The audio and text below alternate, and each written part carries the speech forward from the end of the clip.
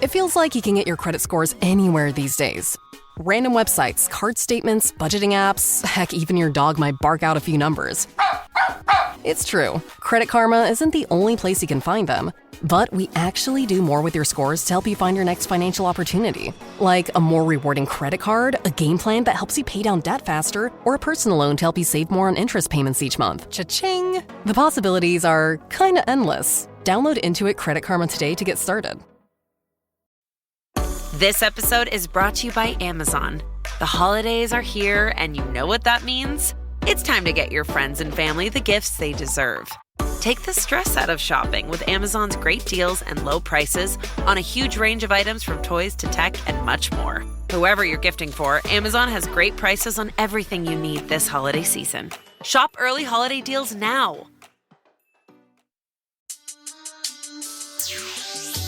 Join us on a journey, you glorious human, to see yourself clearly and feel a little more awesome than you did before. It's Awesome with Alison. Welcome to Awesome with Alison. I'm Eric, your host for today. I'm here with my co-host, Alison, my lover and yours, and all that fun stuff that I don't remember what to say, but glad you're here. Today's going to be a little different. I'm going to take the reins. It's going to be shorter, sweeter. Okay. Episode 195, Your Dreams Aren't Dead. They're Just Sleeping. Alternate title, Your Dreams Aren't Dead. They're just taking a little nap. Eric and I could not agree on what we thought was a better title. So go ahead. Obviously, mine's way better. Let us know. Do you like your dream? I wanted to say Your Dreams Aren't Dead, or I wanted to do Are Your Dreams Dead? Period. And Eric wanted to do Your Dreams Aren't Dead, They're Sleeping. And then you got into the nap. I like the category. nap. I think it's funny. It's one time there was a deer that had been hit by a car on the side of the road. And I said, Ginger, look, it's sleeping. It's taking a nap. And she said, oh, really? And we get closer and there's like blood coming out of the eyes and she screams. Your dreams aren't dead. They're just taking a little nap. So today we're going to talk about taking action on creative ideas. I have some stats that I found that fascinated me because I do a lot of creative things, right? Oh, you're so creative. I'm just such a creator. Oh, you're such a creative god. Yeah, I'm creating this emotional response from Alison making fun of me. I'm just always creating things. All right, so check this out. 63% of people regret not pursuing creative ideas that they had in the past 5 years, with fear and time scarcity as the main reasons. I like 67%. 63, but we'll give you 67. Numbers are fun. 63%. And I like that it puts it in the time scale of 5 years because that's recent. To me, that gives you incentive to be like, I've had this idea for several years. It's probably like you don't remember 20 years ago. Oh, I remember the 20 years ago I had that idea. I don't know. I feel like when I do coaching with people and talk to people, there's certain types of people. There are the people who can look back and just focus on all the ways they feel like they missed opportunities. Mm-hmm. And I think if you have that tendency, you might actually bring a lot of those things up. You and I tend to move so fast. That's the problem. Not that we're dwelling on past things, but we might just be moving too fast sometimes. Yeah, I would say that you and I are experts in taking action on ideas for better or for worse. Yes, it might be. I agree. I have a new idea. Throw everything else out. Nothing matters. And I'm going to go on this idea. I forgot to feed the kids.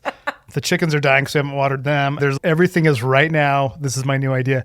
So we are great at taking action. Gosh, we're so much better than people. But we're just not good at juggling all the things that are important to. But then guess what? We have a lot of fun. We have a lot of fun, and we are working on some of the consequences of, honestly, what it is, it's the forecasting. It's the future forecasting. Mm-hmm.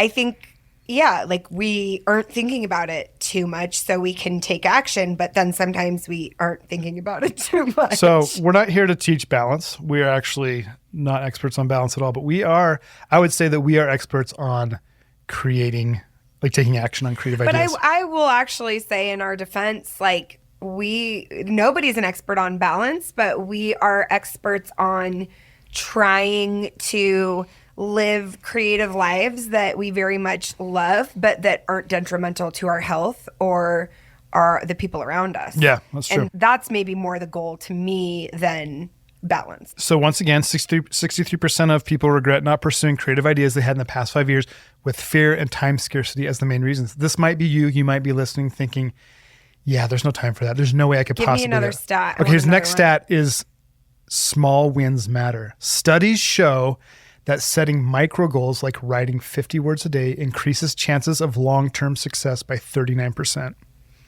I love that. So here's where this idea is stemming from. Over the weekend, I went to an incredible conference my mom found. It's called A Writing Room, and it's for writers of any kind, of any sort. If you want to write, I really loved the conference. It was my first year attending. We bought tickets, and I absolutely recommend it. I'm glad you didn't sneak in. What? I'm glad you bought tickets. I just wanted people to know it wasn't like I was lured there and I'm hawking it. It's no, the monies were spent. The people were loved. And it was so good because it really helped me confront this idea of my book and the success and what do I want. And it was like, okay, like what's my goal? Is my goal to be a New York Times bestselling author? I have no fire behind that. It creates no emotional anything in me.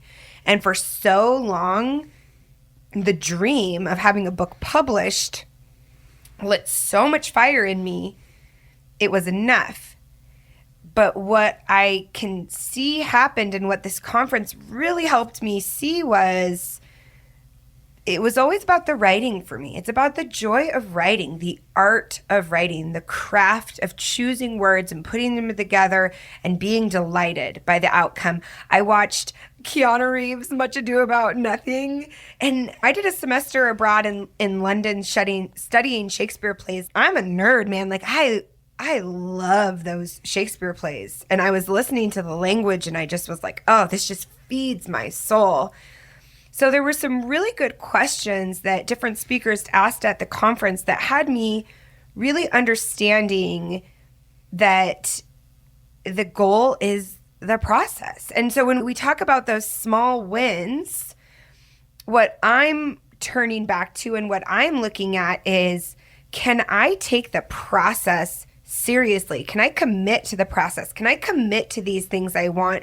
Place value, place time, place whether it's monetary or like we're saying, people fear or time, that scarcity. Can I overcome that because I take that seriously enough in myself without it being some big external goal? Does that make sense? That was a convoluted way of saying it. You're saying, I'm asking the question to myself, am I doing this because it's intrinsically valuable to me? Yes. Does it leverage that value over anything else external? Time, money. Okay, that's the question. And that's the question is, are you worth it? Are you worth it? And what I realized is I posed a question to myself. Do you know what's, whoa. Are you worth it? That is so different than, is the outcome of this project worth it? Because the act of creative expression is so important to human joy and fulfillment. Yes. So it's not, if I do this creative thing, will enough people buy it for it to be worth it? Externally, is it worth it is it worth it for me to go through a creative process to, in my opinion, connect with the divine and make something beautiful for the sake of the creative act? I love that. And it's also, I got very comfortable sharing stuff and having people care. Mm-hmm. And boo-hoo, it's hard when people care because they judge you and they have things to say, but boo even more hoo, it sucks when nobody cares. And so just after feeling like I've put some things out, if people aren't paying attention, like what's the point?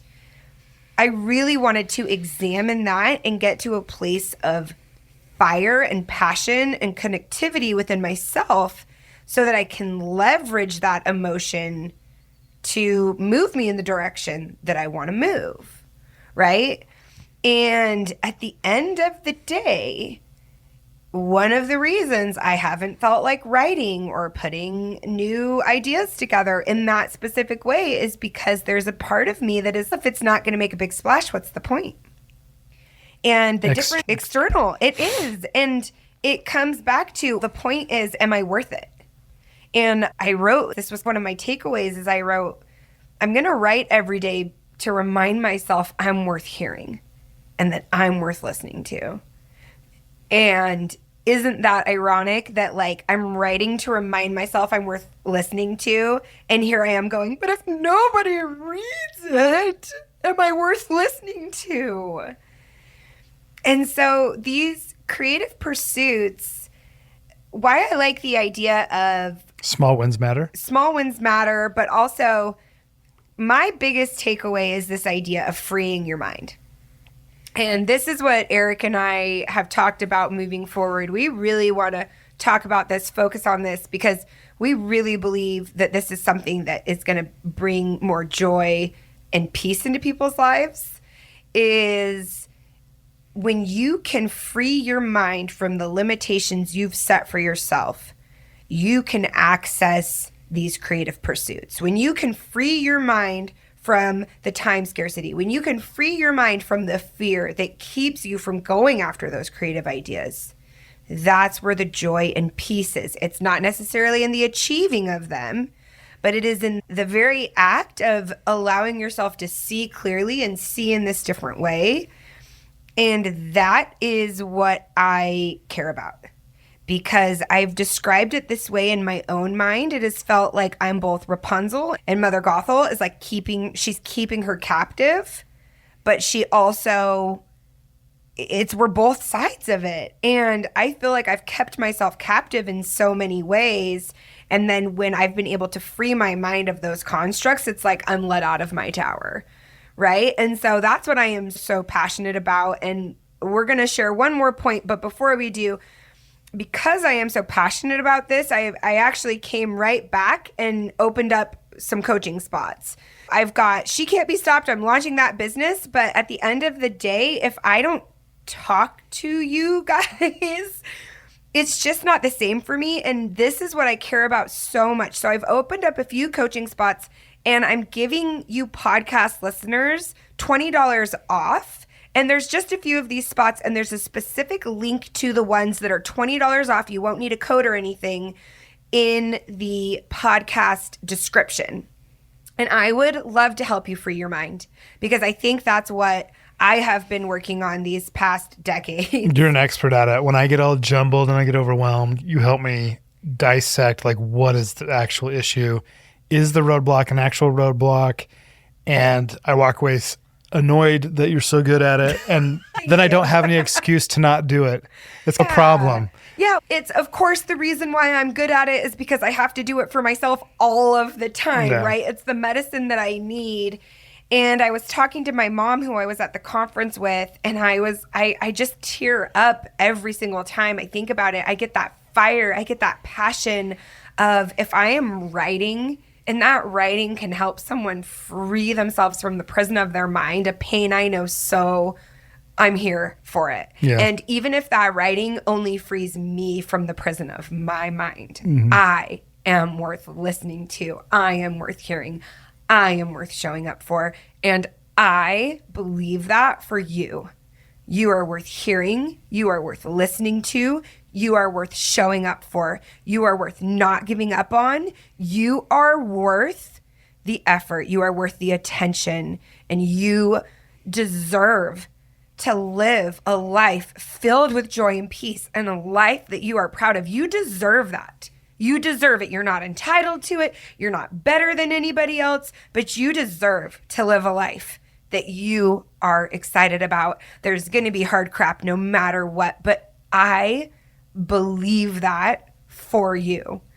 And I lost it for a hot minute for myself, and that makes me even better at believing it for you. Pain is a school. Yeah, because I've been schooled in the pain. Okay, share Okay, one more. I want to say one more thing, Yeah, though. one more. Aside from personal fulfillment and creating, which is so fun, the biggest joy in my life is watching our kids be so bold and doing crazy creative stuff. Me too. Like Rad working with me on creating 1492 in the game, and now he's writing these like stories. Rad has been bottled up with writing. Like, he can talk for hours, and he's emotionally so beyond his years, but he like struggled with writing. Getting a pen in his hand, he would cry like anytime he had to write. Yeah. And now that he sees us just like going crazy on projects when we get inspired, he's now writing these stories with the pen in his hand on his own volition, and they are beyond his years. Oh my gosh, he's a genius. Also, I want to give a shout out to his teacher. Yeah. Because she's a freaking genius. And I really believe it's the combination of the skills we teach, but also she's really empowered them. Because what does she ask them to do each night? To read 20 minutes and then write 5 sentences. 5 sentences. Not even that much, but he had so hard at the first. Such a hard time.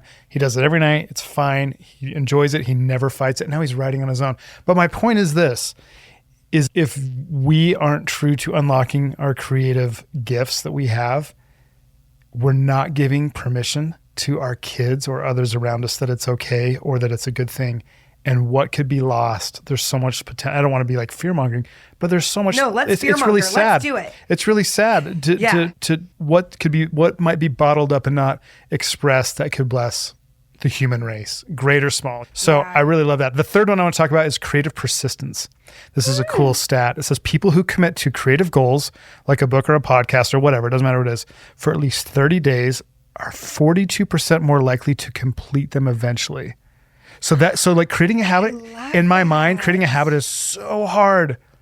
But this is saying if you do something for 30 days, you're about 50% more likely to complete them eventually than if you were puttering and stopping and going. So if you can do anything for 30 days, that's a habit that's going to stick with you. And I think I have a lot of confidence in the human race. We can all do something for 30 days.